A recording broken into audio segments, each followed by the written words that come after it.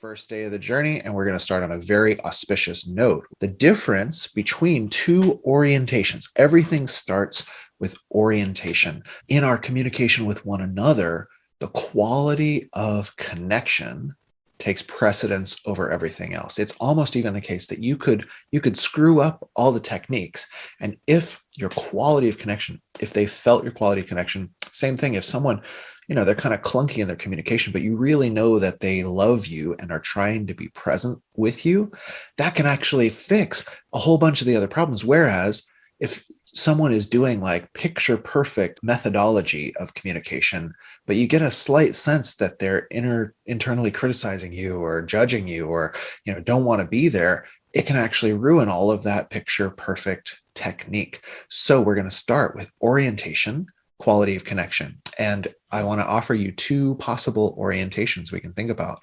The first one is an orientation of openness or compassion, or we could say connection. So I'm going to say in this module, I'm going to say compassionate connection.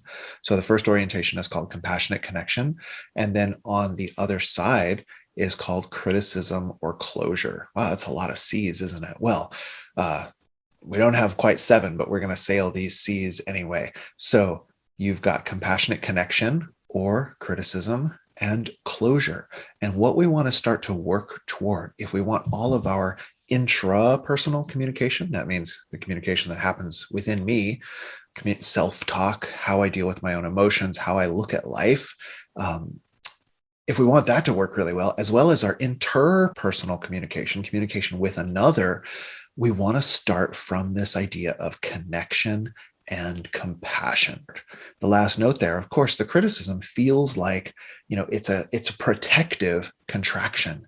And so I want to be clear that we're not saying that there's never a place for boundaries. There's definitely a place for boundaries. So when I say we're learning to let go of a primary orientation toward criticism, doesn't mean we don't get to ask for what we want or make critiques of faulty logic in the university. All of that is on the table. But the idea is whether we're constricting and closing down, or whether we are opening up in the moment from a place of love, connection, positive regard, and willingness. So we want to cultivate all these things, and we're going to start right inside ourselves. Let's learn our practice for today. So our practice is going to be the hand on heart mudra. Some schools also use a self-hug mudra, but the formal one, also quite well researched, is this hand on heart mudra. So this hand on heart mudra. And if you'd like, just go ahead and take that. Doesn't matter which hand goes down first. And you kind of want to feel like you've got these magical Reiki hands, or like a universal grandparent or loving being, like puts their hands in your hands like gloves. And these hands are just sending love into your heart. So we'll practice this as a meditation just for a few minutes. And as we settle in, you might want to sigh like I'm doing. Begin to just note how you are. How's your mind? How's your body? How do you feel? You might be all one thing, or you might be a mixture. You might feel like I feel tired but optimistic. Well, you might feel grumpy but irritated, or ecstatic and lazy. Who knows what you feel? The idea is to allow whatever that is to come up, body feelings, mind feelings, and like you're sending love to them, like you're sending love to them. You can almost think perhaps like of a child or an animal who you really care for. Like, let's say if there was a pain in your body, we might want to constrict away from that, pretend it's not there, or try to avoid feeling it. But like if your little animal friend came in and they were in pain, what kind of love would you want to show them? Just that power of your presence. Research proven to help reduce the experience of pain. What if a good friend came and was experiencing emotional distress? How would you want to be present for them? And like you can just shine that into your own body and mind.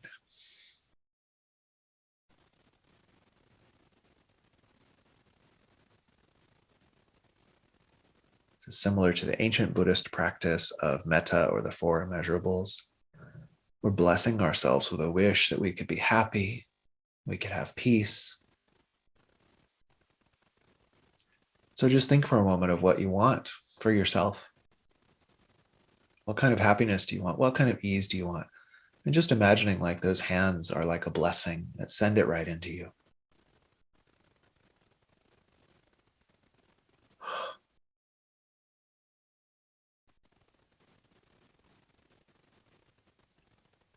Good. Then when you're ready, you can release your hands down. Okay, how was that meditation for you? Please do drop a little note into the comments on this page. Let me know how this meditation feels for you. Is that hard for you? Is it old news? Is it easy?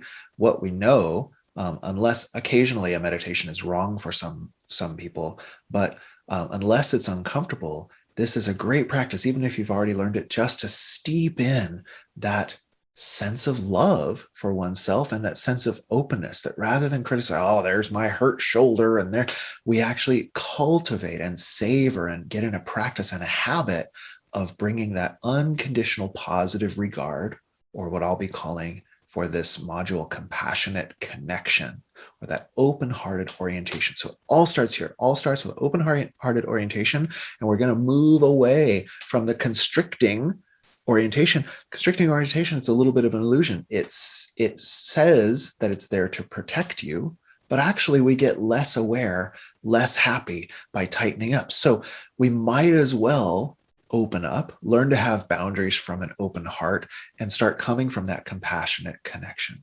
So your practice today, as much as you can, come back to this. You might want to take a lunch break and do that formal practice of that heart mudra. This has been my practice for a while when I feel distressing emotions. As a trained spiritual bypasser, I had learned long ago, when you feel distressing emotions, you just try to dissociate or something like that. So I've been training anytime I feel something uncomfortable, what a great opportunity to really come in and practice that open-hearted, compassionate connection as an orientation. So you can practice that throughout the day. You can do it formally, you can do it informally, and just watch your mind. Watch your mind. When does it want to go to straight to criticism and straight to closure? When does the mind easily go to, let's connect? Here's my compassionate, open-hearted orientation. And just watch, and I bet you'll be intrigued by what you find. I'll leave you today with my favorite slogan related to this. It's a slogan we'll use throughout this course, and that slogan is empathy first. Empathy first. So whatever life brings us, we can always, it's actually always a good idea to go to empathy first. If this is an opportunity for celebration, let's go to empathy first. Let's connect and open to that as much as possible.